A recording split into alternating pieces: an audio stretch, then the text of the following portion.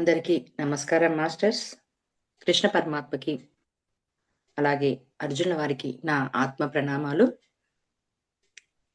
విశ్వగురువైన పితామహ పత్రిజీ గారికి, జ్ఞాన గురువైన వంశీ మాస్టర్ గారికి నా ఆత్మ ప్రణామాలు. భగవద్గీత వింటున్న ప్రతి ఒక్కరికి కూడా నా ఆత్మ ప్రణామాలు. మాస్టర్స్, మనం 11వ అధ్యాయం నిన్న 25వ శ్లోకం వరకు తెలుసుకున్నాం. ఆ 1 నుంచి 25 శ్లోకాలలో అర్జునుడు అంటే విభూది యోగంలోన కొన్ని విభూదుల గురించి చెప్పాడు. అంటే ఎన్నో ఉన్నాయి, కానీ కొన్ని ముఖ్యమైన నా విభూదుల గురించి చెప్తాను అని చెప్పినప్పుడు అర్జునుడి వారికి కుతూహలం వచ్చింది, కోరిక వచ్చింది. అంటే అదంతా విన్నదంతా అసత్యమా అంటే కాదు, సత్యమే. తెలుసుకున్నాడు, నిజమే, సందేహం లేదు. అయినా సరే ఒక్కసారి నేను మీ విశ్వరూపాన్ని చూడాలి అని చెప్పని అనుకుంటున్నాను అని చెప్పని వినయంతో అడిగాడు. వినయంతో అడిగినప్పుడు అప్పుడు కృష్ణుడు సరే చూయిస్తాను అన్నాడు. కానీ ఇప్పుడున్న ఈ శక్తి సరిపోదు, ఇంకాస్త నీకు ఆ దివ్య శక్తిని ప్రసాదిస్తాను, దానివల్ల నా విశ్వరూపం మొత్తాన్ని నువ్వు చూసేది, నీకు ఆ శక్తి వస్తుంది అని చెప్పాడు. ఇదంతా కూడా సంజయుడు చూసి చెప్తూ ఉన్నాడు. ఆయనది ఎలా ఉంది కృష్ణుంది ఆ విశ్వరూపము అని చెప్పంటే విరాట్ రూపంగా చెప్తున్నాడు. అంటే ఎన్నో రకాల, ఎన్నో ముఖాలు, అలాగే నేత్రాలు, అవన్నీ కూడా ఎంతో అద్భుతంగా ఉన్నాయి. అలాగే ఎన్నో అస్త్రాలు చేత పట్టుకొని ఉన్నాడు. తర్వాత ఎన్నో ఆయన లోపల బ్రహ్మాండాలు, అంటే ఎన్నో ప్లానెట్స్ కనిపిస్తున్నాయి. సూర్యుడు కనిపిస్తున్నాడు, చంద్రుడు కనిపిస్తున్నాడు, బ్రహ్మ, శంకరుడు, తర్వాత వాయువు, సూర్యుడు, ప్రతి ఒక్కరు కూడా సకల దేవతలు, ఋషులు, ఇవన్నీ కనిపిస్తున్నాడు, చూస్తున్నాడు. అయితే ఆయన గురించి తెలుసుకోవాలి అని అంటే ఆది మధ్యం, అంటే ఎక్కడ నుంచి స్టార్టింగ్ ఉంది, ఎక్కడ ఎండ్ ఉంది, మధ్యమం ఎక్కడుంది, అంటే ఎక్కడ చూసినా కూడా అన్ని ముఖాలు, అన్ని నేత్రాలు కనిపిస్తూ ఉన్నాయి. అలాగే ఆది మధ్యంతర రహితుడవు, అంటే నువ్వు మొదటి నుంచి ఉన్నావు, మధ్యలో ఉన్నావు, మొత్తం వరకు కూడా నువ్వు ఉంటావు, ఇవన్నీ కూడా చెప్తున్నాడు. అలాగే నీ దివ్య రూపము మాధ్యములను నేను తెలుసుకోలేకపోతున్నాను, ఎక్కడ ఉంది ఇది అని అంటే ఎక్కడ తెలుసుకోలేక నేను పోతున్నాను అని ఇక్కడ అంతవరకు చెప్పాడు. తర్వాత ఏం చెప్తున్నాడు, ఈ రూపాలు, అంటే ఈ రూపాలన్నీ ఎటు చూసినా నలుదిక్కుల మొత్తంగా కూడా వ్యాపించి ఉంది. అయితే వీటన్నిటినీ అందరూ ఆ రూపాన్ని చూసి, ఆ భయంకరమైన రూపాన్ని చూసి ముల్లోకాలు గలగడలాడుచున్నాయి. తర్వాత నేను కూడా భయపడుతున్నాను. కొంతమంది ఏం చేస్తున్నారు అనంటే నీలోకి ప్రవేశిస్తున్నారు, అంటే ఆ రూపం, ఆ పరమాత్మలోకి ప్రవేశిస్తున్నారు. కొంతమంది భయంతో అంజలి ఘటిస్తున్నారు, కొంతమంది కీర్తిస్తున్నారు, కొంతమంది స్తోత్రాలతో నిన్ను భజిస్తున్నారు అని ఇలా అన్ని చెప్పుకుంటూ వచ్చాడు. తర్వాత ఏకాదశ రుద్రులు, ద్వాదశ రుద్రులు, అష్టవస్తువులు, వీళ్ళందరూ కూడా నువ్వే. అంటే ఏంటిది, ఒక్కొక్క జన్మ, అంటే జన్మ కన్నా పోస్టులు అనుకోండి, ఒక్కొక్క పోస్ట్ కు ఒక్కొక్క ఎలిజిబిలిటీ సాధించిన తర్వాత ఆ జన్మలో ఆ దివ్యత్వాన్ని తెలుసుకొని ఆ చైతన్యాన్ని విభూతిగా మార్చుకోవడం, దివ్య విభూతులుగా మార్చుకున్నాడు. తర్వాత ఇంకొకటి ఇలా ఇవన్నిటి గురించి చెప్పుకుంటూ వస్తున్నారు. కానీ ఇవన్నీ చూస్తూ ఉన్నప్పుడు భయం అనిపించింది అతనికి. అంటే అర్థం అవ్వట్లేదు, ఆశ్చర్యం అనిపిస్తుంది. అప్పుడు ఏం చెప్తున్నాడు, నాకు ఇవన్నీ చూస్తూ ఉంటే, నీ కోరలను చూస్తూ ఉంటే, నీ భయంకరమైన రూపాన్ని చూస్తూ ఉంటే నాకు భయం అవుతుంది. కాబట్టి నువ్వు శాంతించి శూన్యుడివి కా, ప్రసన్నుడు కా అని చెప్పని చెప్తున్నాడు. ఇది 25వ శ్లోకం వరకు తెలుసుకున్నాం. 26 నుంచి 31వ శ్లోకం వరకు తెలుసుకుందాం.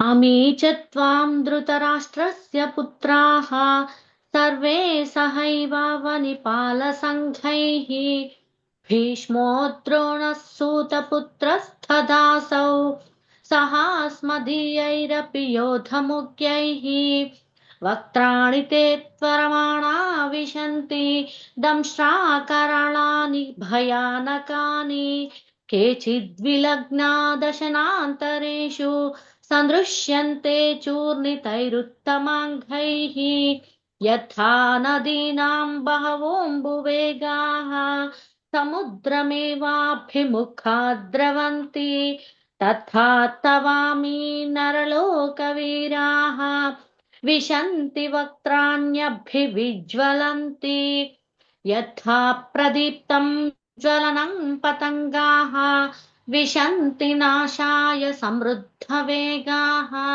తథైవ నాశాయ విశంతి లోకాః తవాపి వక్త్రాణి సమృద్ధవేగాః లేలీహ్యసేగ్రసమానः సమంతాత్ లోకాన్ సమగ్రాన్ వదనైర్జ్వలబ్ధిః తేజోభిరాపూర్య జగత్ సమగ్రం భాసస్తవోగ్రాః ప్రతపంతి విష్ణో ఆఖ్యాహి మే కో భవానుగ్రరూపః నమోऽस्तु తే దేవవర ప్రసీద విజ్ఞాతుమిచ్ఛామి భవంతమాద్యం నహి ప్రజానామి తవ ప్రవృత్తిం.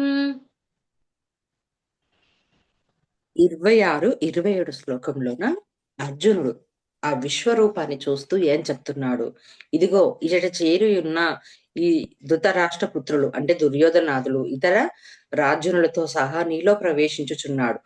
భీష్మ పితామహుడు, ద్రోణుడు, కర్ణుడు అట్లే మన పక్షమునందలి ప్రధాన యోధులందరూ భయంకరములైన కోరలతో కూడిన నీ ముఖములందు అతి వేగంగా పరుగులు తీర్చు ప్రవేశించుతున్నారు. కొందరు తలల కోరల మధ్య బడి నుగ్గైపోవుచుండగా వారి దంతములో చిక్కుకొని వేలాడుచున్నాడు. అంటే 25వ శ్లోకం వరకు ఇవన్నీ రూపాలను చూశాడు. మనసు అతలాకుతలం అయిపోతుంది, ధైర్యం సల్లగిలిపోయింది, శాంతి దూరం అయిపోయింది. అంటే ఇవన్నీ ఏంటిదే అంటే అనుకున్నాడు ఆ రూపాలను చూడాలని, ఒక్కసారిగా తట్టుకోలేకపోయాడు. భయం వచ్చేసింది, ధైర్యం చాడట్లేదు ఇంకా చూసేది. అంటే ఆ రూపం, అన్ని రూపాలు అంటే అన్ని జన్మల్లో ఉన్న అన్ని రూపాలను చూస్తున్నప్పుడు ఎలా అవుతుంది? భయం అయిపోయింది. శాంతించు అన్నాడు. శాంతించు అని ఒక్కసారిగా మళ్ళే వరకు ఇంకొక రూపం ఇక్కడ ఇంకొకటి కనిపిస్తుంది, ఇంకొక విజన్ కనిపించింది. ఇక్కడ ఏంటిది? పుత్రులు అంటే ధృతరాష్ట్ర పుత్రులు, తర్వాత భీష్మ పితామహుడు, ద్రోణుడు, కర్ణుడు వీళ్ళందరూ కూడా ఆయనలోకి ప్రవేశిస్తున్నాడు అని చెప్పాడు. అంటే కృష్ణుడు ఒకటి చెప్తాడు అర్జునికి, నీ జన్మలు తెలుసును, నా జన్మలు తెలుసు, తర్వాత ఇక్కడ ఉన్న ప్రతి దాంట్లోనూ గతము తెలుసు, ప్రస్తుతం తెలుసు, భవిష్యత్తు కూడా తెలుసు అని చెప్పాడు. అంటే భవిష్యత్తులో ఏం జరగబోతుంది, ఎలా ఉంటుందో కూడా నాకు తెలుసు అని అన్నాడు. అంటే ఇక్కడ ఏం చూపించాడు? 26, 27 శ్లోకంలోన భవిష్యత్తును చూపించాడు. అంటే ఆ టైం వరకు ఇంకా యుద్ధం జరగలే. ఈ భగవద్గీత చెప్పినప్పుడు ఇంకా యుద్ధం జరగలే. ఇప్పుడు మనకు తెలుసు, ఇప్పుడు ఈ భగవద్గీతను చదువుతూ అర్థం చేసుకుంటున్నాం కాబట్టి ప్రస్తుతం ఉన్న భగవద్గీత యుద్ధం జరిగింది, అందరూ చనిపోయారు, వీళ్ళు యుద్ధం గెలిచారు అని. కానీ ఆ సమయంలో ఇంకా యుద్ధం జరగలేదు గీత చెప్తున్నప్పుడు. అంటే ప్రజెంట్ ఉన్న వాళ్ళు వీళ్ళందరూ కూడా ఆయనలోకి ప్రవేశిస్తున్నారు. అది కూడా కొంతమంది ఆయన ముఖంలోకి ఫాస్ట్ గా వెళ్ళిపోతున్నారు. తర్వాత కొంతమంది కోరలతో కూడిన ముఖంలో ఎంత అతివేగంగా పరుగులు వేస్తున్నాడు. తర్వాత కోరల దగ్గర, దంతముల దగ్గర చిక్కుకొని వేలాడుతున్నాడు. అంటే ఇక్కడ అర్థం చేసుకోవాల్సింది ఏంటంటే ఫ్యూచర్ చూపించారు. అయితే లోపలికి వెళ్ళిపోవడము అని అంటే ఏంటిది? ఆ భగవంతుని గురించి తెలుసుకోవడం. అంటే ఎన్నో తప్పులు చేసి ఉన్నారు కదా. ఇప్పుడు భీష్మ పితామహుడు, ద్రోణుడు, కర్ణులు వీళ్ళందరూ కూడా అధర్మం అని చెప్పి తెలిసినా సరే వాళ్ళు ఆ అధర్మం వైపే ఉన్నారు. మళ్ళీ తప్పును తెలుసుకున్నప్పుడు ఆ భగవంతునితో పరిగెత్తుతారా లేదా? అలా వాళ్ళు పరిగెత్తుతున్నారు. పరిగెత్తుతుంటూ మా తప్పులన్నీ ఇన్నున్నాయి కదా, మేము వీటిని క్లీన్ చేసుకోవాలి, మాకు జ్ఞానాన్ని ఇవ్వు, దారి చూపించు అని పరిగెత్తుతున్నారు. కొంతమంది ఏం చేస్తున్నారు? ఇక్కడ సపోర్ట్ గా వచ్చారు, అంటే యుద్ధం చేయాలని వచ్చారు, అంటే వాళ్ళు అజ్ఞానంతో పూర్తిగా ఉన్నారు. వాళ్ళందరూ కూడా వెళ్తున్నారు. తర్వాత వీళ్ళది ఎవరు? అర్జునుల దగ్గర అంటే వాళ్ళ పక్షంలో ఉన్న కొంతమంది వాళ్ళు కూడా వెళ్తున్నారు ఆ భగవంతుని దగ్గరికి. అంటే ఐక్యం అయిపోవడం అంటారు చూడండి. అంటే మృత్యువును కూడా నేనే అని చెప్పాడు కృష్ణుడు. యమధర్మరాజును కూడా నేనే అని చెప్పన్నాడు. అంటే ఇక్కడ ఎవరి జన్మ ప్రణాళికను బట్టి, ఎవరు చేసుకున్న పాప పుణ్యాలను బట్టి వాళ్ళు ఎక్కడ మరణించాలనో, ఎక్కడ చేరాలనో అక్కడ చేరుతారు. అంటే కొంతమంది ఇక్కడ కూరలతో ఇరుక్కొని ఉన్నారు, తర్వాత నుజ్జు అయిపోయారు, దంతాల్లో చిక్కుకొని వేలాడుతున్నాడు. అంటే పోవాలనుకున్నా సరే వాళ్ళ కర్మ అన్నది ఉంది కదా, వాళ్ళు చేసిన తప్పన్నది పోనివ్వకుండా అడ్డుగా ఉంది. కొంతమంది ఫాస్ట్ గా పరిగెత్తుకుంటూ ఆయనను దొరికించుకోవాలి, ఆ జ్ఞానాన్ని పొందాలి, అంటే భగవంతుని గురించి చేరాలన్న తపన, తాపత్రయం ఇవన్నీ కనిపిస్తుంది. అంటే ఇక్కడ పూర్తిగా ఫ్యూచర్ చూశాడు అర్జునుడు. 28వ శ్లోకంలోన అనేకములైన నదీ నదముల ప్రవాహములన్నీయు సహజంగా సముద్రమునకు అభిముఖంగా ప్రవహించుచు అందు ప్రవేశించుచున్నట్టుగా ఈ శ్రేష్ఠులైన సమరయోధులు అంటే నరకలోక వీరులు కూడా జ్వలించుతున్న నీ ముఖముల యందు ప్రవేశించుచున్నారు. అంటే లాస్ట్ కు నదులన్నీ ఎక్కడ కలుస్తాయి? సముద్రంలో కలుస్తాయి. అంటే సహజంగా సముద్రంలో కలుస్తాయి. అందుకే అభిముఖంగా ప్రవహించుచు అందులో ప్రవేశించున్నట్టుగా. అంటే ఏ తీరున్న నదులు ప్రవాహము పోతూ ఉన్నా సరే కలవద్దు అనుకున్నా సరే కలిసేది ఎక్కడికి? సముద్రంలోకి. అలా సముద్రాన్ని, నదిని పోలుస్తూ చెప్తున్నారు.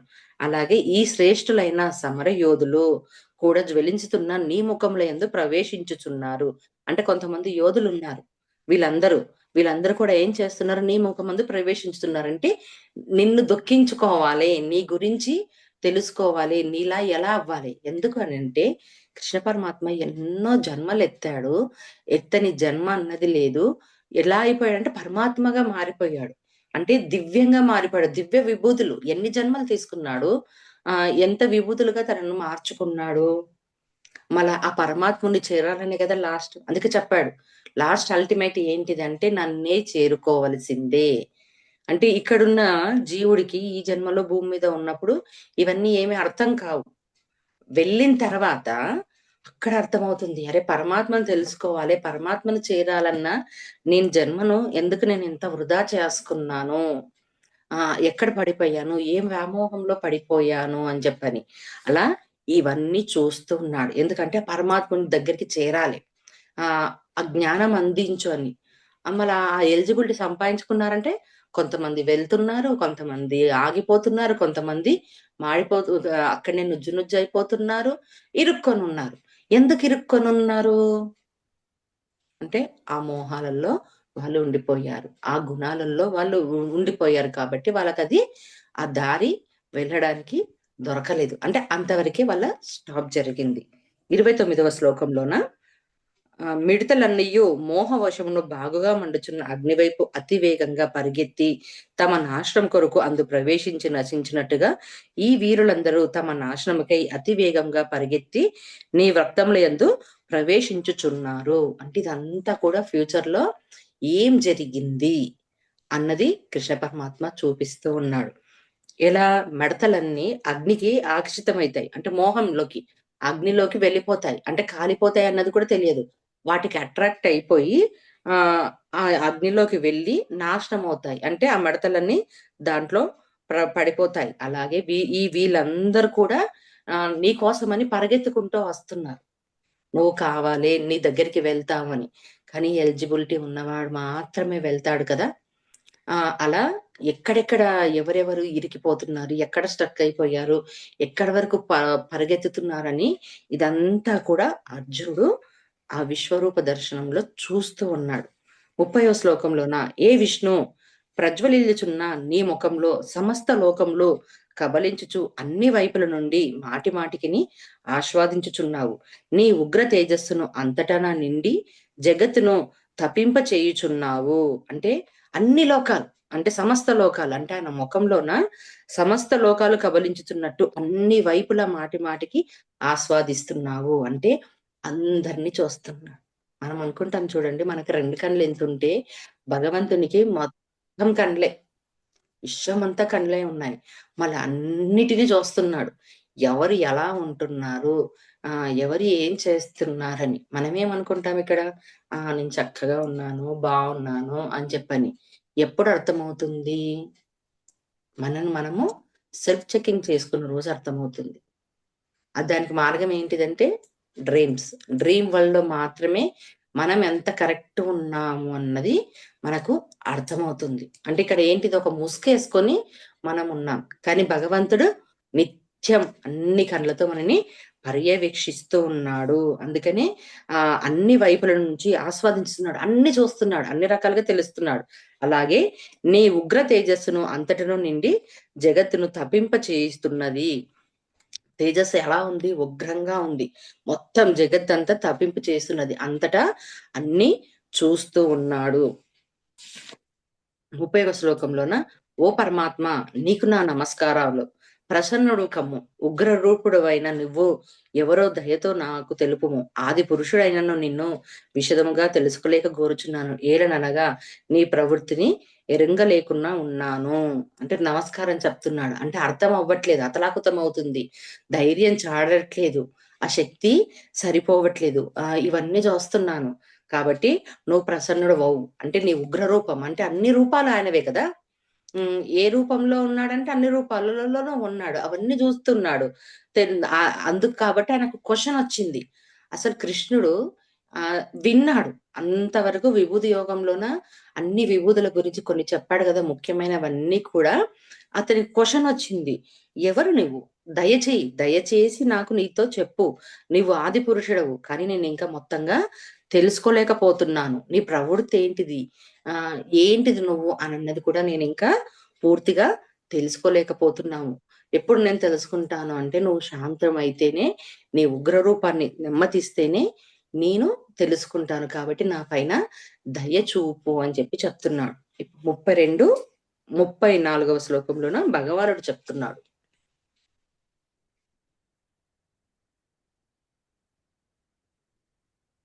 శ్రీ భగవాన్ వాచ, కాలోస్మి లోకక్షయకృద్భవృద్ధః లోకాన్ సమాహర్తుమిహ ప్రవృత్తః ऋते पीत्वा न भविष्यन्ति सर्वे एव स्थिताः प्रत्यनीकेषु योधाः तस्मात्त्वमुत्तिष्ठ यशो लभस्व जित्वा शत्रून् भुङ्क्ष्व राज्यं समृद्धम् मयैवैते निहताः पूर्वमेव निमित्तमात्रं भव सव्यसाचिन् द्रोणं च भीष्मं च जयद्रथं च कर्णं तथान्यानपि योधवीरान् मया हतास्त्वं जहिमा व्यधिष्ठाः యుధ్యస్వజేతాసి రణే సపత్నాన్. భగవానుడు చెప్తున్నాడు. శ్రీ భగవానుడు పలికెను, నేను లోకములన్నిటినీ తుదిముట్టించుటకై విజృంభించిన మహాకాలుడను. ఇప్పుడు ఈ లోకమును రూపుమాపుటకై పూనుకొని ఉన్నాను. కనుక నువ్వు యుద్ధము చెయ్యకుండాను ప్రతిపక్షమున ఈ వీరులెవ్వరూ మిగిలరు, అంటే మిగిలి ఉండరు. అప్పుడు ఏం చెప్తున్నాడు కృష్ణ పరమాత్మ, నేను ఈ లోకాలనన్నిటిని తుదిముట్టించడానికి విజృంభించిన మహాకాలుడను. కాలాన్ని నేనే అన్నాడు. అలాగే కృష్ణ బిలం, మహాకాలుడు అని చెప్పానంటే కృష్ణ బిలం అంటే కొన్ని ఏమంటారు ప్లానెట్స్ ఏవైతే అయిపోయే దశకు వచ్చే బలంలో తీసేసుకుంటాడు. అంటే మొత్తంగా ప్రళయం అన్నది వచ్చేస్తుంది. అది నేను అని చెప్పి చెప్తున్నాడు. ఎందుకు ఇవన్నీ జరుగుతున్నాయి? కనిపిస్తున్నాయి అతనికి. భయం అనిపిస్తుంది. భయం అనిపించినప్పుడు అడిగినప్పుడు, నేను మహాకాలుడను, ఈ లోకాలను రూపుమాటిపై పూనుకొని ఉన్నాను. అయిపోయింది, ఇంకా ఈ లోకాల పని అయిపోయింది, ఇంకా వీటితో పని లేదు. అందుకే ఒక మాట చెప్తాడు చూడండి, అధర్మం పెచ్చు విరిగినప్పుడు నేను ధర్మ సంస్థాపన కోసము నన్ను నేను సృజించుకుంటాను. నాకు ఏ సమయంలో ఏ అవతారం కావాలనో వాటిని నేను నా యోగ శక్తి మాయచే నేను భూమి మీదికి అవతరిస్తాను. ఎప్పుడైతే అవతార పరిసమాప్తం అయిపోతుందో, పని అయిపోతుందో, అవతార పరిసమాప్తం అవుతుంది. తర్వాత లోకాలన్నీ ఏదో ఒక రోజు మొత్తం విపత్తు రూపంలో వచ్చి నేను నాలోనే తీసుకుంటాను. మళ్ళీ తిరిగి నేను సృజిస్తాను. అంటే మళ్ళీ తిరిగి కొత్త సృష్టిని చేస్తాను. అంటే సృష్టిని నడిపేది ఆయననే, సృష్టిని లోపలికి అంతం ఆది నేను అంతము నేను అని చెప్పాడు కదా, అది అన్నమాట ఇక్కడ. అందుకని ఆ మహాకారుడిని నేను.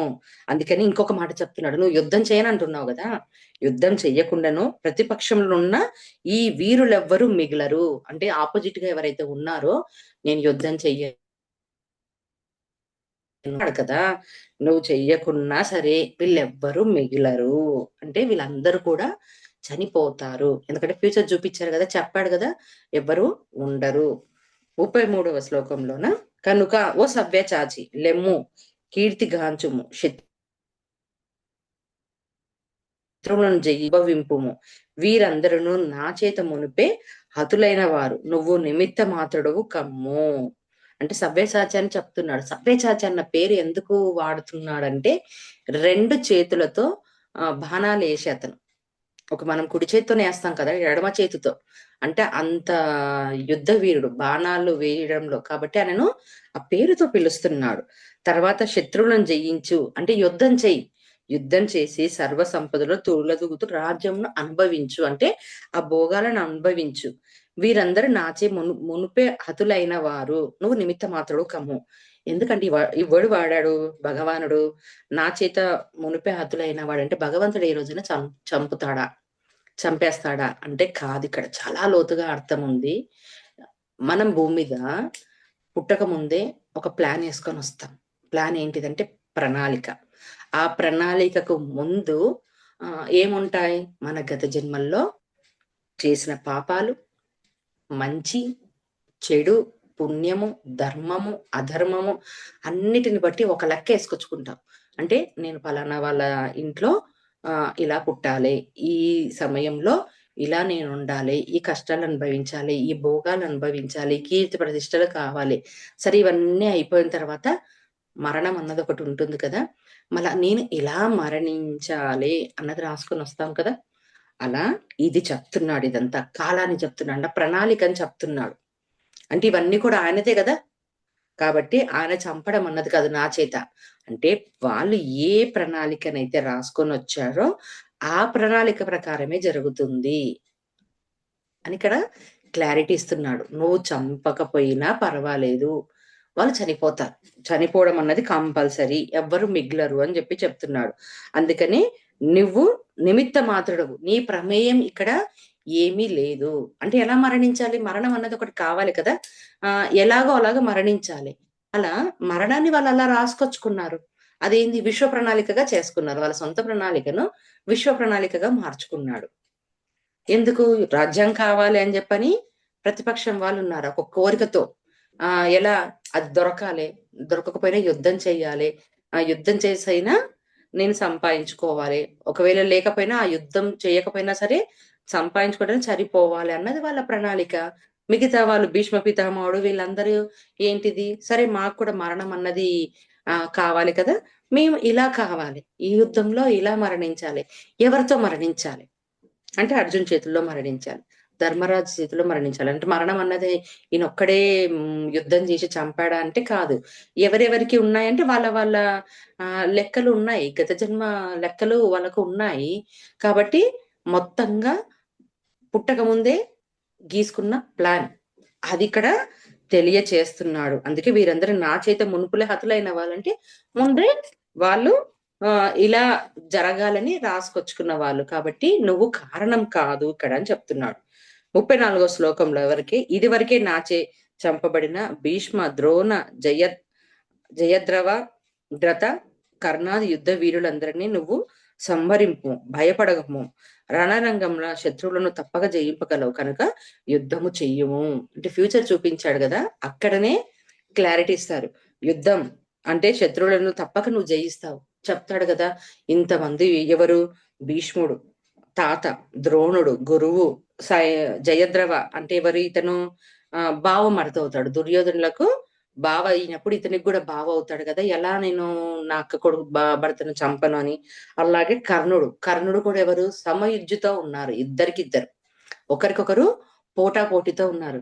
వీళ్ళందరినీ నేను ఓడించగలనా, వీళ్ళందరితో నేను యుద్ధం ఎలా చెయ్యను, ఇది తప్పు కదా అని చెప్పని అతడు సంశయిస్తాడు కదా, అక్కడనే కదా అతనికి విచారం వచ్చింది.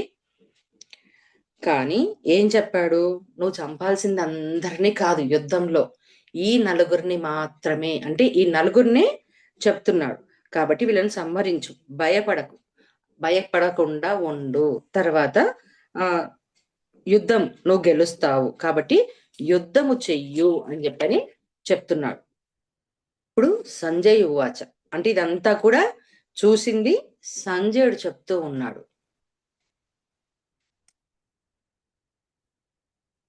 సంజయ ఉవాచ ఏతత్ శ్రుత్వా వచనం కేశవస్య కృతాంజలిర్వేపమానః కిరీటీ నమస్కృత్వా భూయ ఏవాహ కృష్ణం సగద్గదం భీతః ప్రణమ్య. సంజయుడు ఏం చెప్తున్నాడు, ఇదంతా చూస్తున్నాడు కదా, చూస్తున్న సంజయుడు ధృతరాష్ట్రం చెప్తున్నాడు. సంజయుడు పలికెను, ఓ రాజా, శ్రీకృష్ణ పరమాత్మ యొక్క ఈ మాటలను విని అర్జునుడు వణుకుచూ చేతులు జోడించి నమస్కరించను. మరలా మిక్కిలి భయంతో ప్రణమిల్లి గదద్ద స్వరంతో తడబడుచు శ్రీకృష్ణుణ్ణి స్తుతింపసాగుచున్నాడు.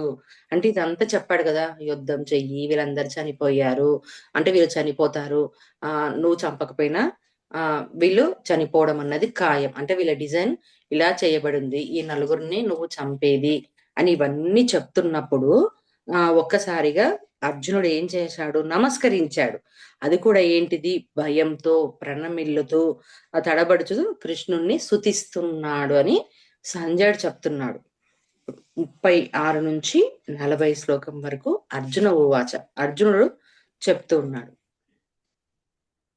అర్జున ఉవాచ స్థానే హృషీకేశ తవ ప్రకీర్త్యా జగత్ ప్రహృష్యత్యనురజ్యతే చ రక్షాంసి భీతాని దిశో ద్రవంతి సర్వే నమస్యంతి చ సిద్ధ సంఘాః కస్మాచ్చ తేన నమేరన్మహాత్మన్ గరీయసే బ్రహ్మణోऽప్యాధికత్రే అనంతదేవేశ జగన్నివాస త్వమక్షరం సదసత్తత్పరం యత్ త్వమాదిదేవః పురుషః పురాణః త్వమస్య విశ్వస్య పరం నిధానం వేత్తాసి వేద్యం చ పరం చ ధామ త్వయా తతం విశ్వమనంతరూపా వాయుర్యమోగ్నిర్వరుణः శశాంకः ప్రజాపతిస్త్వం ప్రపితామహశ్చ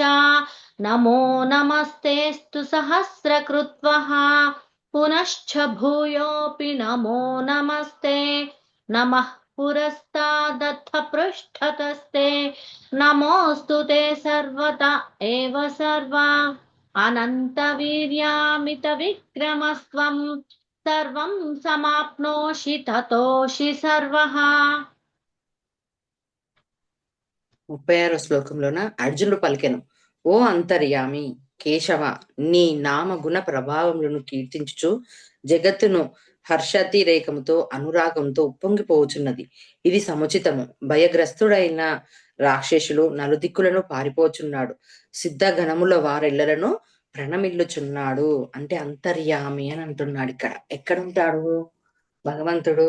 అంతరంగంలో ఉంటాడు కదా, అందరి లోపల. అందుకే అంతర్యామి అని సంబోధిస్తున్నాడు. అలాగే నీ నామగుణ ప్రభావంను కీర్తించు జగత్తు హర్షరేఖంతో ఉన్నది. అంటే అందరు కూడా భగవంతుని చేరాలి, భగవద్ దర్శనం కావాలి, భగవంతుడిలో ఐక్యం కావాలి అని చెప్పని ఒక్కొక్కరు నీ నామాన్ని, నీ గుణాన్ని, ఇవన్నిటిని కూడా కీర్తిస్తున్నారు. అంటే జగత్తులో ప్రతి ఒక్కరు కూడా నిన్ను కీర్తిస్తూ పొగుడుతూ నిన్ను చేరుకోవాలని ప్రయత్నిస్తున్నాడు. అంటే అనురాగంతో ఉప్పొంగిపోతున్నారు. అంటే వాళ్ళు కొంతమంది అలా ఉన్నారు, ఉప్పొంగిపోతున్నారు నీ నామంతో. ఇది సముచితం, ఇది కరెక్ట్. ఎందుకు కరెక్ట్ అని అంటున్నాడంటే అన్ని చూస్తున్నాడు కదా, అన్ని విన్నాడు, చూస్తున్నాడు, కళ్ళతో చూస్తున్నాడు, కాబట్టి ఇది సముచితమే అంటున్నారు. అలాగే భయగ్రస్తులైన రాక్షసులు నలుదిక్కులా పారిపోవచ్చున్నారు.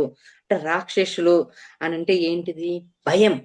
అంటే ఎందుకు ఆ రాక్షసులుగా పోలుస్తున్నారంటే వాళ్ళ లోపల సరికాని ఆలోచనలు, గుణాలు ఇవన్నీ ఉండి తప్పులు చేస్తున్నాడు కదా! తప్పు చేస్తే అమ్మో! నన్ను భగవంతుడు చూస్తే ఏమంటాడో? ఏం చేస్తాడో? ఒక భయం ఉంటుంది కదా! తప్పు చేయడం వల్ల. వాళ్ళేం చేస్తున్నారు? పారిపోచున్నారు. ఇప్పుడు నాకు ఏ పనిష్మెంట్ దొరుకుతుందో? నేను ఇది చేశాను కదా! ఈ తప్పు చేయడం వల్ల నన్ను శిక్షిస్తాడేమో అని. అంటే ఒక్కొక్కరి నాలెడ్జ్ ఒక్కొక్క రకంగా ఉంటుందనుకో. భగవంతుడేదో తెలియని వానికి ఇలా ఆలోచిస్తాడు. భగవంతుడు పనిష్మెంట్ ఇస్తాడు అని జెప్పని. భగవంతుని గురించి తెలిసిన వాడు ఆ రూపము, ఆయన లీలల గురించి, ఆయన కీర్తి గురించి ఇలాంటి ఏమంటారు? భగవంతుడు ఈ జన్మను తీసుకున్నాడు. ఈ అవతారాన్ని తీసుకున్నాడు. ఇలా అందరిని రక్షించాడు అని అన్నప్పుడు ఎలా మనం పొగుడుతాము? అలా కొంతమంది ఉన్నారు.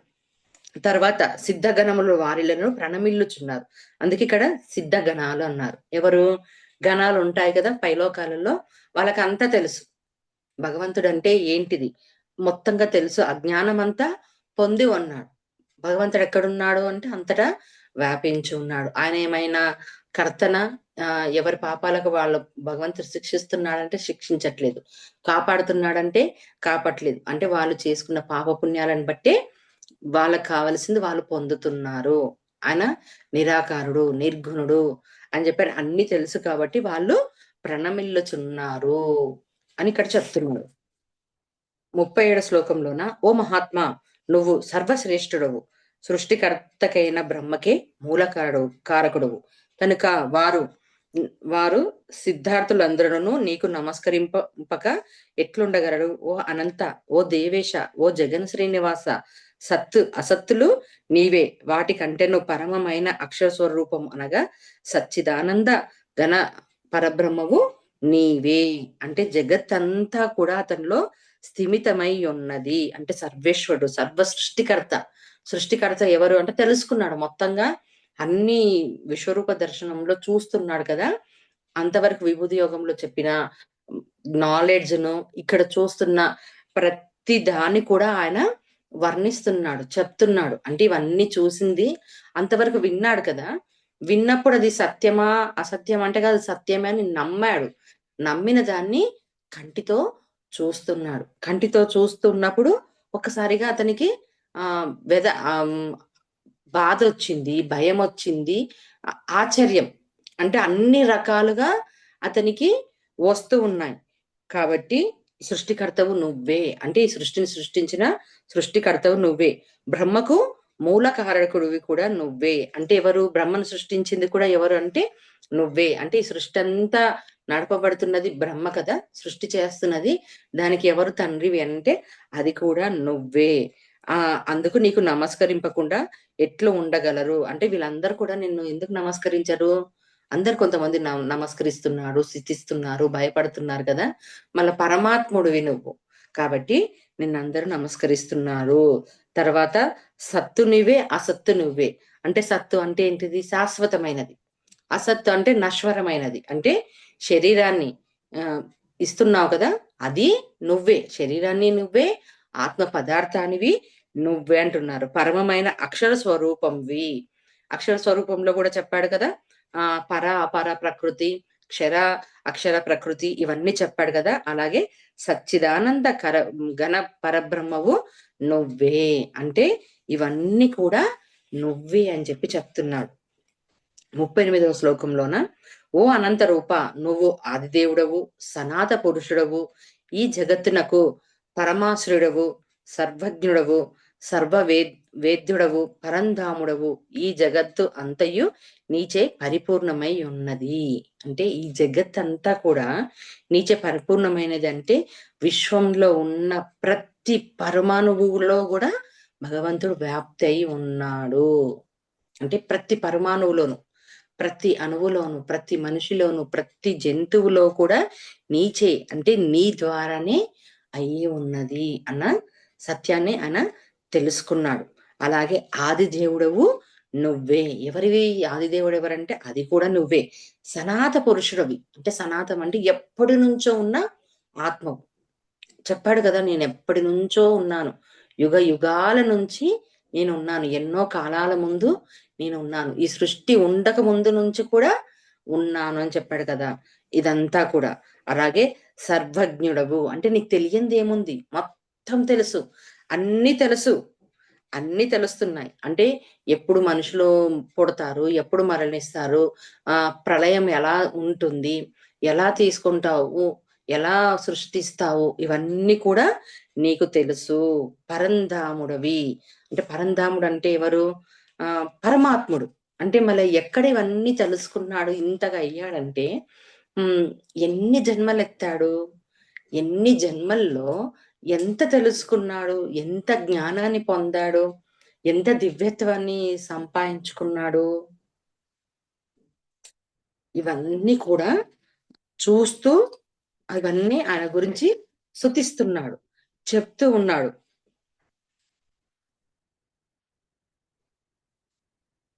39వ శ్లోకంలోన నీవే వాయుదేవుడవు, యముడవు, అగ్నివి, వరుణుడవు, చంద్రుడవు, ప్రజాపతి అయిన బ్రహ్మవు, బ్రహ్మకు జనకుడవు, నీకు వేల కొలది నమస్కారములు, మరల మరల నమస్కారాలు, ఇంకను నమస్కారాలు. ఎందుకు ఇంత గానం పెడుతున్నాడు?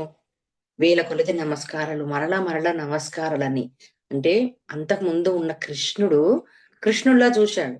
కానీ ఎప్పుడైతే ఈ విశ్వరూప దర్శనం ఎప్పుడైతే చూపించాడో ఆయనకు ఆ తత్వం అంతా ఒకటి ఒకటి నెమ్మదిగా అర్థమవుతూ వచ్చింది. అందుకనే వాయుదేవుడు నువ్వే అన్నాడు, యముడవు నువ్వే అని చెప్పానన్నాడు. అంటే ఆయా డిపార్ట్మెంట్ లో వర్క్ చేశాడు. ఎప్పుడు వర్క్ చేస్తాడు అంటే మొత్తంగా ఆ దివ్యత్వం వచ్చినప్పుడు మాత్రమే.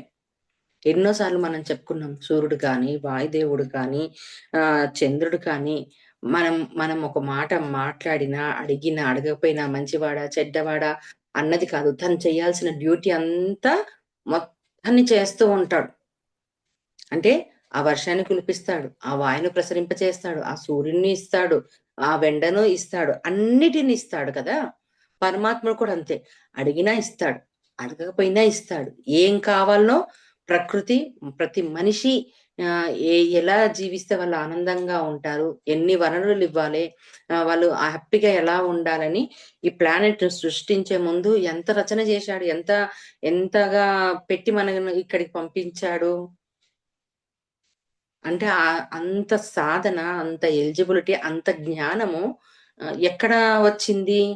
అంటే ఈ పోస్టుల్లో వచ్చింది. ఈ పోస్ట్ అయిపోయింది. వాయుదేవుడు పోస్ట్ అయిపోయింది. తర్వాత యముడు పోస్ట్‌లోకొచ్చాడు. యముడు పోస్ట్‌లోనే ఉన్నారు. ఓకే. మరణం అంటే ఏంది? జననం అంటే ఏంది? తప్పంటే ఏంది? అధర్మం అంటే ఏంది? మళ్ళా ఆ పోస్ట్‌లోనే జ్ఞానాన్ని తీసుకున్నాడు. జ్ఞానాన్ని ఎలా చేశాడు? దివ్య విభూదిగా మార్చాడు. అంటే ఇంకెప్పటికి కూడా ఆ దివ్యత్వం పోదామన్నా పరమాత్ముడుగా ఎలా అయ్యాడు? అంతటా ఎలా కనిపిస్తున్నాడు ఆయన? మొత్తం సర్వం ఎలా ఉన్నాడు? ఎలా వ్యాప్తి చెందున్నాడు? ఎటు చూసినా నువ్వే ఉన్నావని చెప్తున్నాడక్కడ. ఎక్కడ ఉన్నా చూస్తున్నారు. అందరూ నిన్నే మొక్కుతున్నారు. నీలోకి చేరాలని ప్రయత్నం చేస్తున్నారు. తాతాలాడుతున్నారు, పరిగెత్తుతున్నారు. ఇవన్నీ చెప్తూ ఉన్నాడు కదా. ఇదంతా ఎలా సాధించాడు? ఎలా అయ్యాడు? అంటే ఆలోచించాలి. అంటే ఎంత దీక్ష, ఎంత కష్టాలు, మళ్ళా ఆయా దాంట్లలో కష్టాలు లేవా? ఒక పోస్ట్ మనము నర్సరీ నుంచి డిగ్రీ వరకు చదవాలనంటే పొద్దున్న లేచిందే మొదలు సాయంత్రం వరకు స్కూలుకి వెళ్ళి, ట్యూషన్‌లకి వెళ్ళి, మళ్ళా చెప్పిన దాన్ని చదువుతూ, ఎగ్జామ్స్ రాస్తూ, పాస్ అవుతూ, ఒక్కొక్క తరగతి చదువుతూ ఒక డిగ్రీ కానీ, ఒక పీజీ కానీ చదవాలంటే అర్హత పొందిన తర్వాత మళ్ళా దానికి మనకు ఇంటర్వ్యూస్. ఆ ఇంటర్వ్యూలు అయిపోయిన తర్వాత దాంట్లో నీకు సాలరీ, దాంట్లో నువ్వు పని చెయ్యాలి.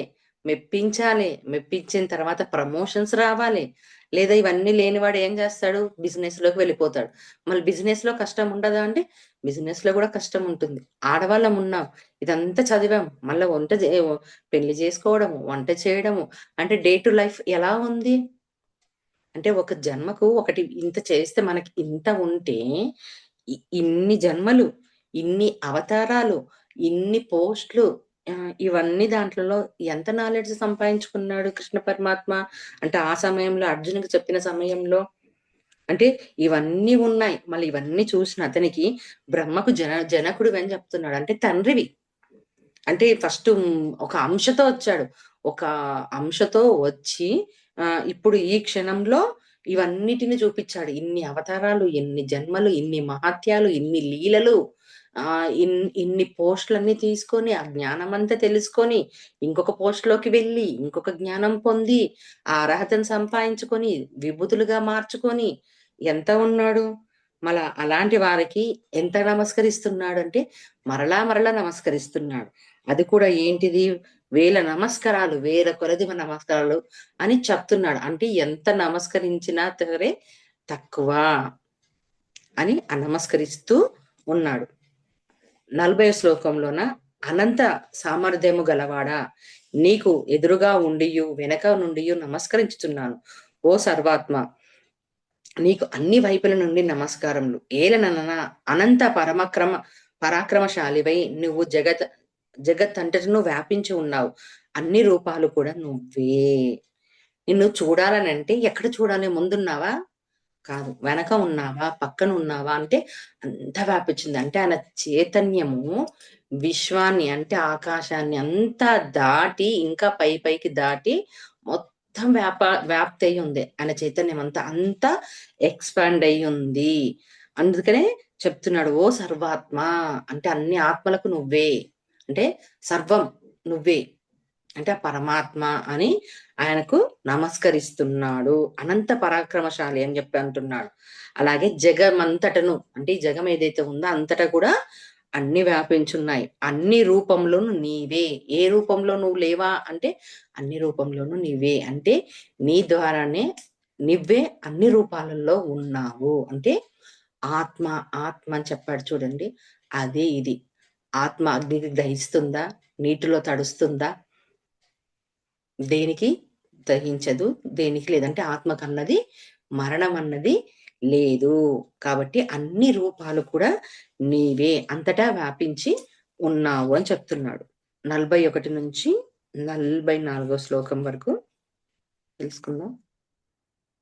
సఖేతి మత్వా ప్రసభం యదుక్తం హే కృష్ణ హే యాదవ హే సఖేతి అజానతా మహిమానం తవేదం మయా ప్రమాదాత్ ప్రణయేన వాపి యచ్చాపహాసాత్తమసత్కృతోసి విహారశయ్యాసన భోజనేషు ఏకోత్థవాప్యచ్యుత తత్సమక్షం తత్క్షామయే త్వామహమప్రమేయం పితాసి లోకస్య చరాచరస్య త్వమస్య పూజశ్చ గురుర్గరీయాన్ న త్వత్సమోద్యప్యధికః కుతోऽన్యః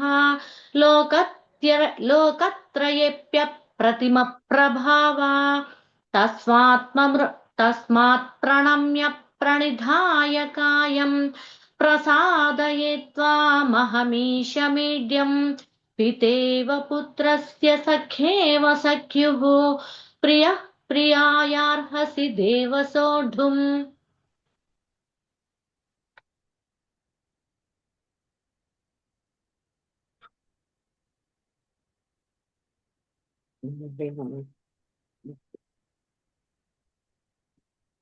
నలభై 41వ శ్లోకంలోన నీ మహిమను ఎరగక నిన్ను నా సగడుగా భావించి చనువుచే గాని పొరపాటు వల్ల గాని ఓ కృష్ణ, ఓ యాదవ, ఓ మిత్ర అనుచు తొందరపాటుతో ఆలోచింపక నేను నిన్ను సంబోధించి ఉంటిని.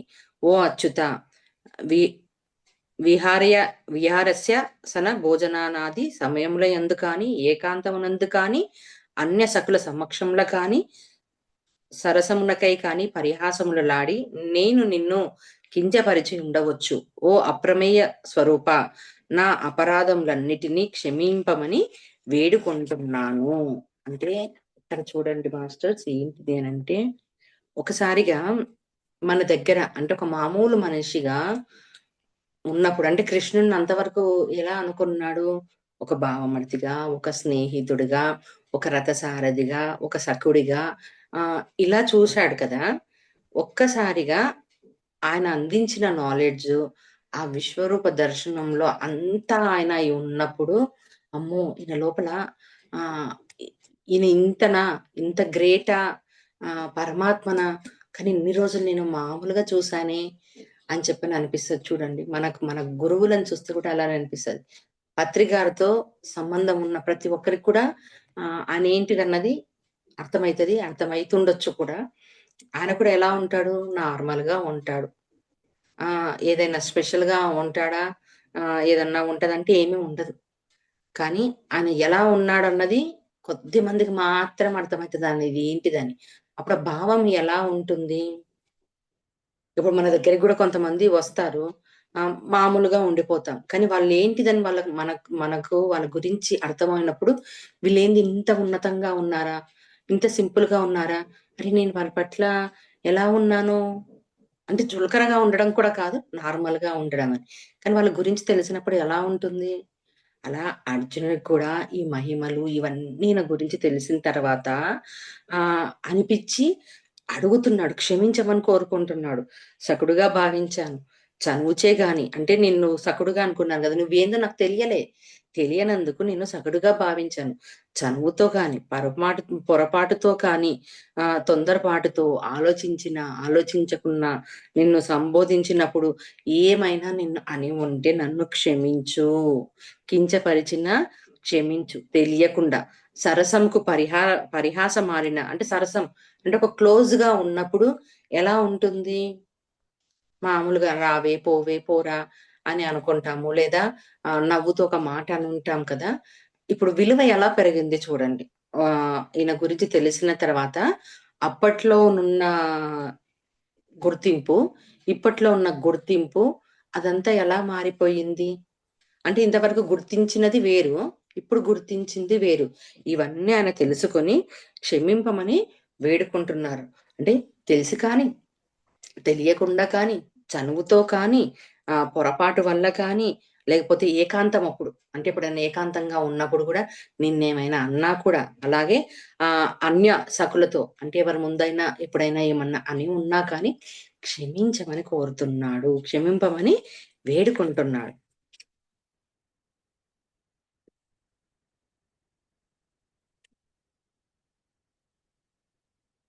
43వ శ్లోకంలోన ఓ అనుపమ ప్రభువా!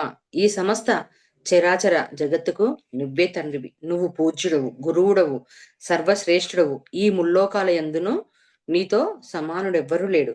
ఇంక నీకంటే ధనికుడు ఎట్లుండెను? అంటే నీకంటే అధికుడు ఎట్లుండెను? అంటే మొత్తం తెలుసుకున్నాడతను.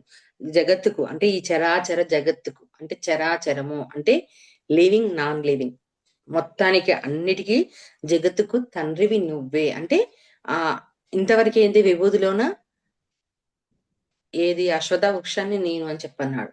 సర్పాన్ని నేను అనన్నాడు. తాబేలునన్నాడు. సింహాన్ని అన్నాడు. అలాగే మేరు పర్వతాన్ని అని చెప్పనన్నాడు. మళ్ళా ఇదంతా కూడా సృష్టించిందెవరు? ఈ చరాచర జగత్తుకి ఎవరు సృష్టికర్త? అంటే తండ్రివి నువ్వే. అలాగే నువ్వే పూజ్యుడవు. పూజించేవాడివెవరివి భగవంతుడిగా అంటే నువ్వే. గురువు ఎవరివి? గురువుగా ఉన్నాడు కదా జన్మలు. అవి కూడా నువ్వే. సర్వేశ్వరువు. శ్రేష్ఠులలో ఎవరివి నువ్వు అంటే సర్వం తెలిసిన సర్వేశ్వరుడివి అని చెప్తున్నాడు. ఈ ముల్లోకాల యందును నీతో సమానులు ఎవ్వడుండాడు. ఈ 3 లోకాల్లో చూసినా కూడా నీతో సమానంగా ఎవరైనా ఉంటారా? అంటే ఇక్కడ తక్కువ, ఎక్కువ చేయడం అన్నది కాదు. అంతగా ఆయన పొజిషన్‌ను, ఆయన ఆ దివ్యత్వాన్ని ఆయన పెంచుకున్నాడు. సాధించుకున్నాడాయన మొత్తంగా. అలా సాధించిన వాడు ఎవరైనా ఉన్నాడంటే ఇంతవరకు ఆయన అర్జునుడు చూడలే. అందుకే కదా మిగతా దేవతలు కనిపిస్తున్నారు. ఋషులు ఆయనలోకి పోవాలనుకుంటున్నారు. ప్రతీది కూడా ఆయన లోపలికి వెళ్ళాలని ప్రయత్నిస్తున్నాడు. ఆయన దగ్గరికి రావాలి. నిన్ను చేరాలంటే ఏ మార్గం ఉంది? ఏ జ్ఞానం ఉంది? అని పరితపిస్తున్నాడు భగవంతుని చేరడానికి. అవన్నీ ఆయన చూశాడు కదా! కాబట్టి నీతో సమానుడు ఎవ్వరు లేడు. ఇంకా నీకంటే అధికుడు ఎట్లుండును? అంటే అధికంగా ఉన్నవాడు ఎవరుంటారు? లేరు. ఎందుకంటే అన్నీ ఆయనని చేరాలని అనుకుంటున్నవారు కాబట్టి. 44వ శ్లోకంలోన కనుక ఓ ప్రభూ! నా శరీరమును నీ పాదాల కడినిడి సాష్టాంగంగా ప్రణమిల్లుచున్నాను. స్తవ్యనీయుడవవు సర్వేశ్వరుడు అయిన నువ్వు నా యందు ప్రసన్నుడొకటికై నిన్నే ప్రార్థించుచున్నాను. దేవా కుమారుని తండ్రిని క్షమించినట్టుగా మిత్రుడు క్షమించినట్టుగా, భార్యను భర్తగా క్షమించినట్టుగా నా అపరాధంలో నువ్వు క్షమించుము. అంటే ఏదైనా తప్పు చేస్తున్నాడు కదా, చనువుగా ఉన్నాడు, ఒక మాట అన్నా కూడా ఎలా క్షమించమని అంటున్నాడంటే, తండ్రి తప్పు చేసినప్పుడు కుమారుని ఎలా క్షమిస్తాడు? తెలియక చేశాను నాన్న అంటే సరే పో అని చెప్పి క్షమించేస్తాడు. మిత్రుడిని ఎలా క్షమిస్తాడు? మిత్రుడుగా కూడా ఉన్నాడు కదా, ఓకే, ఒక తప్పు పని చేసినప్పుడు నువ్వు నా ఫ్రెండే కదా అని క్షమించమంటాడు కదా, అలా. అలాగే భార్యను భర్తగా క్షమించినట్టు అంటే భార్య భర్తల మధ్యన గొడవలు అవ్వవా? అవుతాయి కదా. అవినప్పుడు కోపతాపాలు ఉండడం సహజం. తర్వాత అది ఏమైపోతది? తీరిపోతాయి. కోపాలు పక్కన పెట్టేయాలి. పక్కన పెట్టేస్తేనే కదా సంసారం అనేది ప్రశాంతంగా జరిగేది. అలా క్షమించినట్టుగా నా అపరాధాలన్నిటినీ కూడా నువ్వు క్షమించు అని చెప్తున్నాడు. 45, 46 శ్లోకం. అదృష్టపూర్వం హృషితోస్మి దృష్ట్వా భయేన చ ప్రవ్యధితం మనో మే తదేవ మే దర్శయ దేవరూపం ప్రసీద దేవేశ జగన్నివాస కిరీటినం గదినం చక్రహస్తం ఇచ్ఛామి త్వాం ద్రష్టుమహం తథైవ తేనైవ రూపేణ చతుర్భుజేన సహస్రబాహో భవ విశ్వమూర్తే. 45వ శ్లోకంలోన మునుపు ఎన్నడను చూడని ఆశ్చర్యకమైన ఈ రూపమును గాంచి మిక్కిలి సంతసించితిని, కాని భయముచే నా మనసు కలవరపాటు పొందుతున్నది కనుక ఓ దేవేశ చతుర్భుజయుక్తుడవై విశ్వరూపంతోడనే నాకు దర్శనం నివ్వు. జగన్నివాస ప్రసన్నడవు కమ్ము. అంటే ఆయన రూపం అదంతా కూడా భయంకరంగా అనిపించింది కదా, అన్ని చూస్తూ ఉన్నాడు. కాబట్టి ఎప్పుడు ఈ రూపాన్ని చూశాడా అంటే చూసి ఉండలేదు. కాబట్టి మిక్కిలి సంతసించితిని, చూశాను, నాకు ఆ ఆరాధన ఇచ్చావు, చూశాను, సంతసించాను అంటే సంతోషం అనిపించింది. కానీ భయం చే నా మనసు కలవరపాటు పొందింది. ఎందుకు కలవరపాటు పొందింది అని చెప్పంటే అక్కడ ఫ్యూచర్ చూపించాడు. మొత్తంగా ఫ్యూచర్ చూపించాడు కాబట్టి అది ఇంకా అతనికి అర్థం కాలేదు. అవన్నిటిని చూసే వరకు కూడా అతనికి భయం అనిపించేసింది. అందుకే కలవరపాట పడుతుంది. కాబట్టి దీన్ని నువ్వు శాంతించి నాకు ఏం చెయ్యి అంటే చతుర్భుజ వ్యక్తుడైన విష్ణు రూపంలో నాకు దర్శనం ఇవ్వు. అంటే ఇప్పుడు ఈ రూపం ఏదైతే ఉందో ఈ రూపాన్ని శాంతపరిచి నాకు ఎలా ప్రసన్నం చెయ్యి నీ రూపాన్ని. ఎలా అంటే చతుర్భుజం యుక్తుడుగా అంటే 4 భుజాలతో ఉన్న విష్ణు రూపంతో నాకు దర్శనం ఇవ్వు అని అంటున్నాడు. 46వ శ్లోకంలోన కిరీటమును గదను శంకు చక్రములను ధరించి నీ రూపంను చూడగోరుచున్నాను. ఓ సహస్రబావు విరాట్ రూప నీ చతుర్భుజ రూపమును నాకు చూపుము. అంటే ఎలా చూడాలనుకుంటున్నాడు?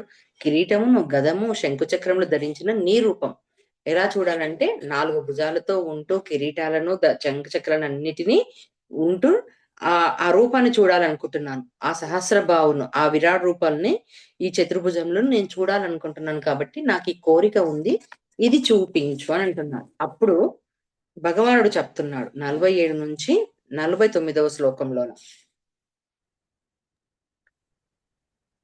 శ్రీ భగవానువాచ మయా ప్రసన్నేన తవార్జునేదం రూపం పరం దర్శితమాత్మయోగాత్ తేజోమయం విశ్వమనంతమాద్యం యన్మే త్వదన్యేన న దృష్టపూర్వం న వేదయజ్ఞాధ్యయనైర్న దానైః న చ క్రియాభిర్న తపోభిరుగ్రైః ఏవం రూపం శక్య అహం నృలోకే ద్రష్టుం త్వదన్యేన కురు ప్రవీరా మా తే వ్యథా మా చ విమూఢ భావః దృష్ట్వా రూపం ఘోరమీదృంమమేదం వ్యపేతభిః ప్రీతమానాః పునస్త్వం తదేవ మే రూపమిదం ప్రపశ్య.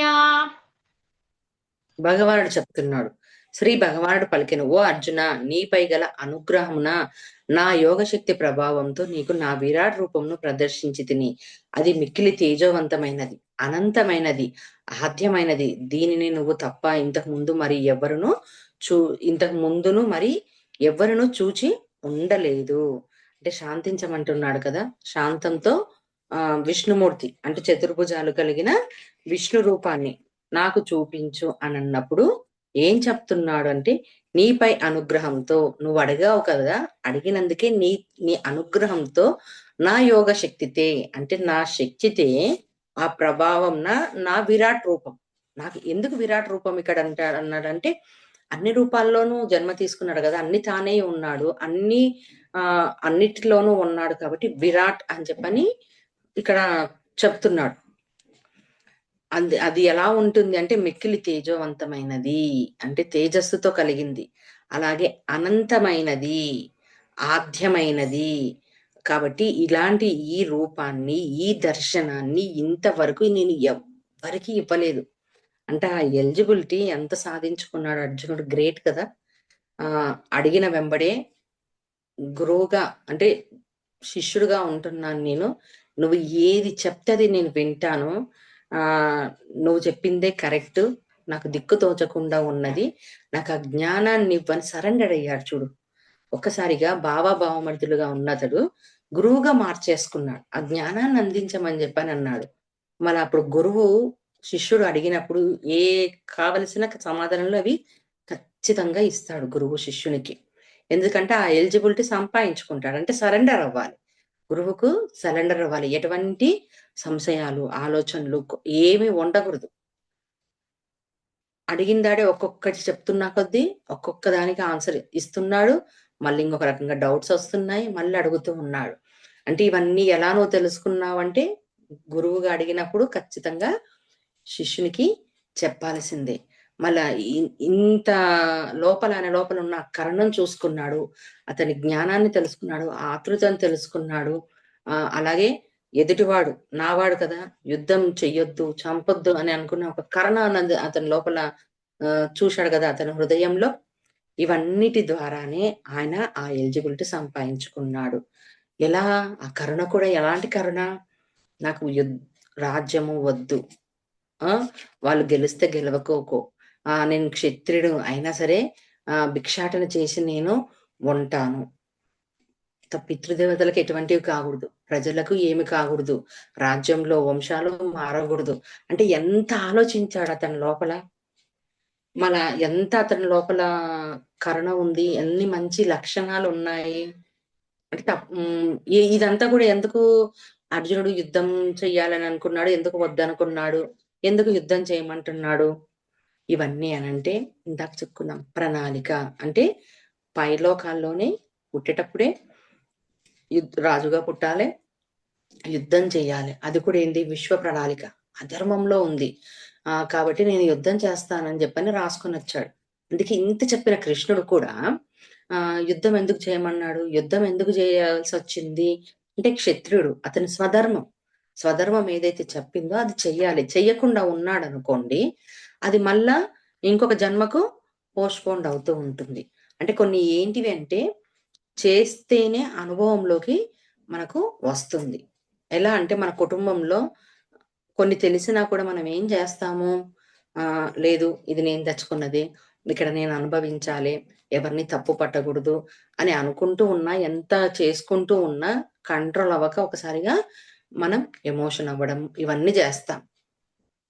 మళ్ళీ అలాగే అర్జునుడికి కూడా అదే జరిగింది. ఎందుకు చేయమంటున్నాడు ఇక్కడ, ఈ రూపాలన్నిటిని చూపిస్తున్నాడు, వీటన్నిటిని ఫ్యూచర్ ఎందుకు చూపించాడు అంటే, అతను చేయాల్సిన స్వధర్మం ఉంది, అంటే క్లీనింగ్ ప్రాసెస్ చెయ్యాలి. అందుకే చెప్పాడు కదా, వీటన్నిటిని పోతాయి అంటే ఇదంతా రాయబడి ఉంది ముందుగానే. అన్ని యుద్ధం జరుగుతుంటుంది, ఎవరు మిగలరు చెయ్యరు, ఇవన్నీ ఎందుకు చూపించాడు అంటే, అతను చేయాల్సిన పని ఉంది. కేవలం నలుగురిని మాత్రమే నువ్వు చంపాల్సింది ఉంది, మిగతా వాళ్ళందరూ మిగతా వాళ్ళ డిజైన్ బట్టి, వాళ్ళ కర్మ లెక్కలను బట్టి, వాళ్ళు ఎవరి చేతిలో చనిపోవాలనుకున్నారో రాసుకున్నారు కాబట్టి వాళ్ళ చేతిలో ఉండిపోతుంది. అంటే ఇదంతా కూడా ఆ ఎలిజిబిలిటీ అర్జునుడు సంపాదించుకున్నాడు. ఇంతమంది కోసం ఆలోచించాడు, ఎన్ని రకాలుగా ఆలోచించాడు, ఎంత బాధకు గురయ్యాడు, తన కోసమా, తన కుటుంబం కోసమా అంటే కాదు, అందరి కోసం. మళ్ళా అలాంటి సద్గుణం ఉన్నప్పుడు ఎందుకు భగవంతుడు చూపించాడు? ఖచ్చితంగా చూపిస్తాడు. అది సంపాదించుకున్నాడు. కాబట్టి ఎవ్వరికి చూపించింది, ఇంతవరకు చూపించింది మాత్రమే నీకు నేను చూపిస్తున్నాను అని ఇక్కడ మెన్షన్ చేస్తున్నాడు. తర్వాత 48వ శ్లోకం.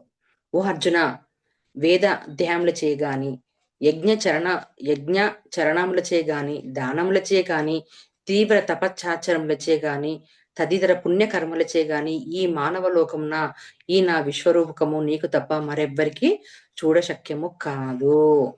ఎలా దొరుకుతుంది ఈ రూపము అని చెప్పానంటే చెప్తున్నాడు. వేద అధ్యాయాలు చేస్తావా, యజ్ఞాలు చేస్తావా, దానాలు చేస్తావా, తపస్సు చేస్తావా, పుణ్యకర్మలు చేస్తావా, వీటన్నిటితో నా రూపము ఇది దొరకదు. ఈ విశ్వరూపము నీకు తప్ప మరెవ్వరికి చూడశక్యం కాదు.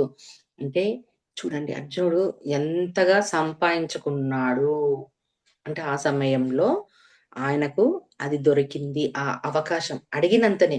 మనం అడిగినంతనే దొరుకుతుందా? ఎన్ని పరీక్షలు ఉంటాయి, ఎన్ని ఉంటాయి, కానీ మరి మాట్లాడకుండా సరే చూడాలనుకుంటున్నావా చూడు అని చెప్పాడు ఇక్కడ కృష్ణ పరమాత్మ. కాబట్టి ఇది ఎవ్వరికి దొరకదు.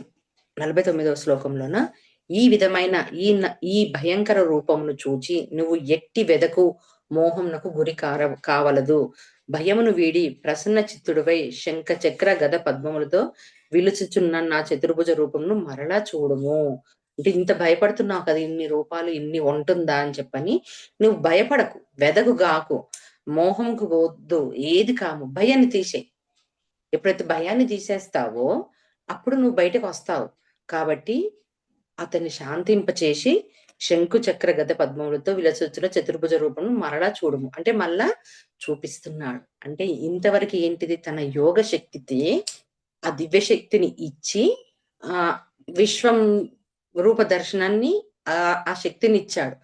అక్కడి నుంచి అతన్ని తీసుకొని వచ్చాడు అర్జునుడు, కృష్ణుడు తీసుకొని వచ్చి ఈ శంకు చక్రం గదా పద్మ రూపంతో కావలసిన విష్ణుమూర్తిని ఇంకాస్త కిందికి తీసుకొని వచ్చాడు. ఇంకాస్త శక్తిని పైనుంచి శక్తిని ఇంకాస్త కిందికి తీసుకొని వచ్చి ఈ రూపాన్ని మరలా చూడు అని చెప్పని ఆ రూపాన్ని తాను చూపిస్తూ ఉన్నాడు. ఇప్పుడు 51వ శ్లోకం.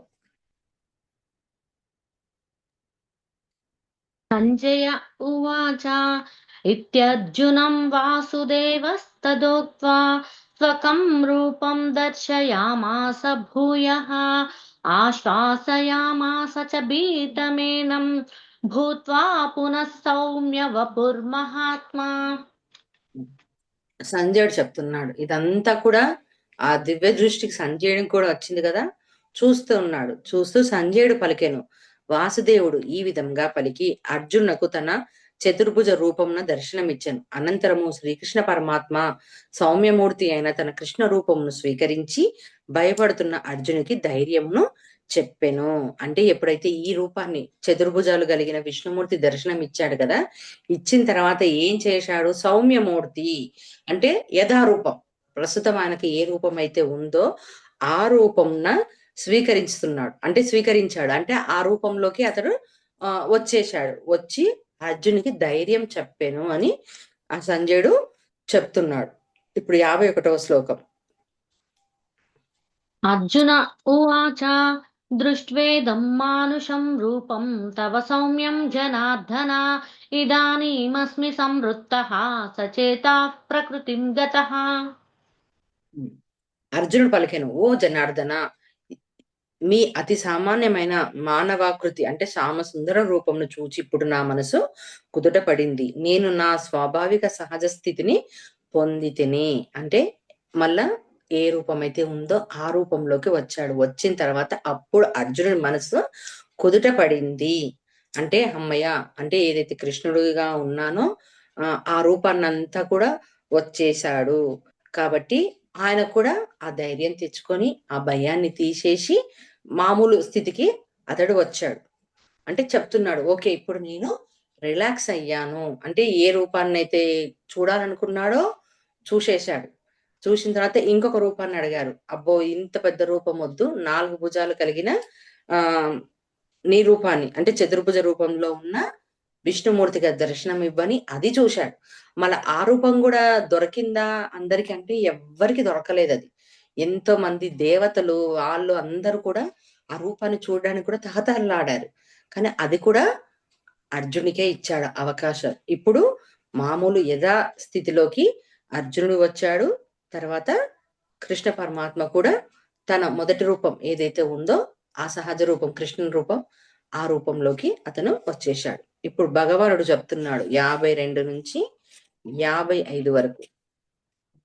श्रीभगवानुवाच सुदुर्दर्शमिदं रूपं दृष्टवानसि यन्मम देवा अप्यस्य रूपस्य नित्यं दर्शनकाङ्क्षिणः नाहं वेदैर्न तपसा न दानेन न चेज्यया शक्य एवं विदो द्रष्टुं दृष्टवानसि मां यथा भक्त्या त्वनन्यया शक्यः अहमेवं विधोऽर्जुन ज्ञातुं द्रष्टुं च तत्त्वेन प्रवेष्टुं च परन्तप मत्कर्म कृन्मत्परमः मद्भक्तः सङ्गवर्जितः निर्वैरः सर्वभूतेषु यः स मामेति पाण्डव। ॐ तत्सदिति श्रीमद्भगवद्गीतासु उपनिषत्सु ब्रह्मविद्यायां योगशास्त्रे श्रीकृष्णार्जुनसंवादे विश्वरूपसन्दर्शनयोगो नाम एकादशोऽध्यायः। ఇప్పుడు 52వ శ్లోకంలోన శ్రీ భగవానుడు పలికెను, నువ్వు చూచిన ఈ నా చతుర్భుజ రూపం యొక్క దర్శన భాగ్యము అన్యులకు అత్యంత దుర్లభము. దేవతలు సైతము ఈ రూపమును దర్శించుటకై సదా ఉవ్విళ్ళు ఊరుచున్నాడు. అంటే ఇప్పుడు ఆ రూపాన్ని కూడా చూపించాడు కదా, ఆ రూపం కూడా ఆ దర్శనం జస్ట్ దర్శనం అంటే ఇక్కడనేమో మొత్తం విశ్వరూప దర్శనంలో అన్ని చూపించాడు.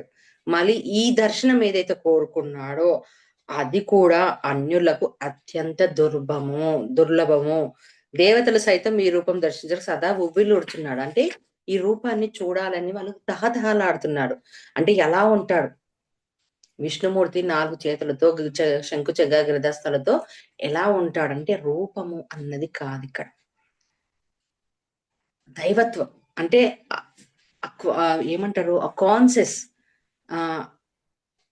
అది పొందాలి, ఆ తపన అదంతా కూడా. అంటే కేవలం రూపం అన్నది కాదు మెయిన్ ఇక్కడ చెప్తున్నది, ఆ దివ్యత్వం ఆ పొందడానికి ఎంత మంది ఉవ్విళ్ళూడుతున్నారు ఆయన లోపలికి లీనం అవ్వడానికి, ఆయనను దర్శించడానికి. అంటే కేవలం దర్శనం ఒకటేనా అంటే కొంతమంది దర్శించాలనుకునే వాళ్ళు ఉంటారు, ఐక్యం కావాలని అనుకునే వాళ్ళు ఉంటారు కదా, వాళ్ళందరికి కూడా తహతహలాడుతున్నాడు. అందుకే 53వ శ్లోకంలో చెప్తున్నాడు, నువ్వు గాంచిన నా చతుర్భుజ రూపంను దర్శించడానికి వేద పఠనంలో గాని తపశ్చార్చర్యలచే గాని దానములచే గాని యజ్ఞ కర్మలచే గాని శక్యము కాదు. అంటే ఇప్పుడు నువ్వు ఇదంతా చూశావు కదా, ఇదంతా కూడా ఎలా వస్తుంది అంటే చదివితే వస్తుందా, తపస్సు చేస్తే వస్తుందా, దానం చేస్తే వస్తుందా, యజ్ఞ కర్మలు చేస్తే వస్తుందా అంటే ఇవన్నీ కావాలంటే మరలా మరలా మరలా చెప్తూ ఉన్నాడు భగవానుడు మనకందరికి. ఇదంతా చెప్తున్నది ఏంది మనకు కూడా ఎలా దొరుకుతారో అంటే కేవలం ఆ అనన్య భక్తి. అందుకే 54వ శ్లోకంలో చెప్తున్నాడు, కానీ ఓ పరంతాప అర్జున ఇట్టి నా చతుర్భుజ రూపమును ప్రత్యక్షంగా చూచుటకు తత్వజ్ఞానమును పొందుటకు అందు ఏకీభావ స్థితిని అందుటకు కేవలము అనన్య భక్తి ద్వారా మాత్రమే సాధ్యమగును. ఎలా పొందుతారు, ఎలా చేస్తారు అంటే ఎవరైనా పొందాలన్నా అంటే ఇంతవరకు ఇది దొరకలేదు అంటే ప్రయత్నాలు చేస్తున్నారు అందరూ కూడా. ఎవరైతే భగవంతుణ్ణి చేరాలనో ఆ అనన్య భక్తిని పొందాలనో ఆయనలో ఐక్యం కావాలనో అనుకునే వాళ్ళందరూ కూడా పొందడానికి ప్రాక్టీస్ చేస్తున్నారు. ఆ దివ్యత్వాన్ని సంపాదించుకోవడానికి, ఆయన లోపల ఐక్యం చేసుకోవడానికి, ఆయనను దర్శించడానికి, ఆ గుణగణాలు నేర్చుకోవడానికి ప్రాక్టీస్ చేస్తున్నారు. ఆ ప్రాక్టీస్ అలా ఉంది, ఇలా చేస్తారు ఫస్ట్. అంటే ఎలా దొరుకుతాడు, వేదాలు పఠనం చేస్తే వస్తాడా అంటే రారు, తెలుసుకున్నాడు. తపస్సు చేస్తారు, రూపాన్ని చూస్తారు, పొందుతారు, అంతేకాని ఆయన లోపల ఐక్యం కారు. అది చేసేరు. దానాలు చేస్తారు, అరే దానాలు చేస్తే భగవంతుడు సంతోషిస్తాడా అంటే అది కాదు. తర్వాత యజ్ఞాల ద్వారా ఏమైనా దొరుకుతుందంటే దొరకదు. కేవలం అనన్య భక్తి ద్వారా మాత్రమే పొందుతుంది. ఈ అనన్య భక్తి ఎలా దొరుకుతుంది అనంటే శరీరేంద్రియాలు, మనసులు, ధన జనాది సర్వస్వము భగవంతునివేనని భావించి వాటిని భగవంతుని సేవ ఎందే సర్వదా లగ్నమనుచుటే అనన్న భక్తి అందరూ.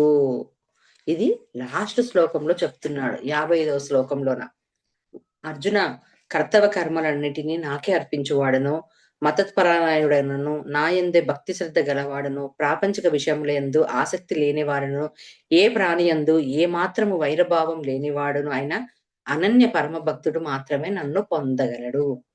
ఏముందబ్బా సింపుల్ గా ఆ భక్తి, అనన్య భక్తి ఎలా ఉండాలి అని చెప్పంటే, తాను చేస్తున్న కర్తవ్య కర్మలన్నిటినీ నాకే అర్పించమంటున్నాడు. అందుకే మతపరాయణుడు, నా యందు భక్తి శ్రద్ధలు కలిగి ఉండాలి. అలాగే ప్రాపంచిక విషయాల మీద ఆసక్తి ఉండొద్దు. వీటి మీద ఉండొద్దు, ప్రాపంచిక విషయాల మీద ఆసక్తి లేనివాడు, ఏ ప్రాణి యందును ఏ మాత్రము వైరభావం లేనివాడు. ఏ మాత్రం, ఏ ప్రాణి యందు, 1, 2 చెప్పలేదు, ఏ ప్రాణి యందు వైరభావం లేనివాడు ఆ అనన్య భక్తుడు మాత్రమే నన్ను పొందగలడు. అంటే క్లియర్ గా ఇచ్చాడు ఎలా ఉండాలి అని చెప్పని. అప్పుడు మాత్రమే వాళ్ళు పొందుతారు. మళ్ళా ఇది ఇంతగా రావాలి అంటే ఎంత సాధన, జ్ఞానం. సాధన అంటే ధ్యానం చేయడం కాదు, ఇక్కడ క్లియర్ గా చెప్పాడు. అంటే ఆ సాధన ఎలా ఉండాలి అంటే ఎంత ప్రాక్టికల్ గా మనం చెయ్యాలి. ఏ పని చేస్తూ ఉన్నా, ఎవరిని చూస్తూ ఉన్నా, భగవంతుడంటే ఏంటిది, ఏ విషయాల మీద నేను చింతన చేస్తున్నాను, ఇవన్నీ కూడా చేస్తేనే మాత్రమే ఆ భక్తుడు మాత్రమే నన్ను పొందగలడు. అంటే అంతవరకు ఆయన ఇచ్చాడు కదా, ఇప్పుడు మనకిస్తున్నది ఇదంతా కూడా. ఎలా పొందాలి, ఎలా చేరుతాడు, ఎలా నన్ను దర్శించుకుంటాడంటే ఈ క్వాలిటీస్. అంటే మొత్తంగా దీంట్లో మనకు చెప్తున్నది విశ్వరూప దర్శనంలోన నాకు అర్థమైంది అంటే ఏంటిది అని అంటే, మన జన్మలు ఎన్నో ఉండుంటాయి. తప్పులు, మంచివి, చెడువి, హింస చేసినవి, హింసించబడ్డవి అన్నీ ఉంటాయి. వాటన్నిటిని కూడా జ్ఞానంగా మార్చుకోవాలి. అంటే ఇప్పుడున్న దాన్ని ప్రతిదీ జ్ఞానంగా మార్చుకుంటూ అందరితో అంటే ఆత్మగా ఉంటున్నాము. ఆత్మగా అనుకుంటున్నాం కానీ ఆత్మగా ప్రవర్తిస్తున్నామా, ఆత్మగా జీవిస్తున్నామా, ఆత్మగా పనిచేస్తున్నామా అంటే ఇవన్నీ ఏమీ ఉండవు కదా. అందుకనే అది తెలియాలి అనంటే ఆత్మగా ఉండడం తెలుసుకోవాలి. ఆత్మగా జీవించడం, ఆత్మగా మాట్లాడడం, ఇవన్నీ అర్థమవుతే ఒకటి ఒకటి స్టెప్ ఎదుగుతున్నప్పుడు జ్ఞానం అన్నది పెరుగుతూ ఉంది. అంటే ఈ వచ్చిన ఈ జన్మ సార్థకం చేసుకోవాలి అన్నది కూడా మనపైనే ఆధారపడింది. అంటే అసురత్వం నుంచి మానవత్వం, మానవత్వం నుంచి అసురత్వంగా, దైవత్వంగా మారాలి అంటే ఎంత కష్టపడాలి అన్నది నేను ఇక్కడ అర్థం చేసుకున్నాను మాస్టర్స్. థ్యాంక్ యూ అందరికీ. Thank you very much.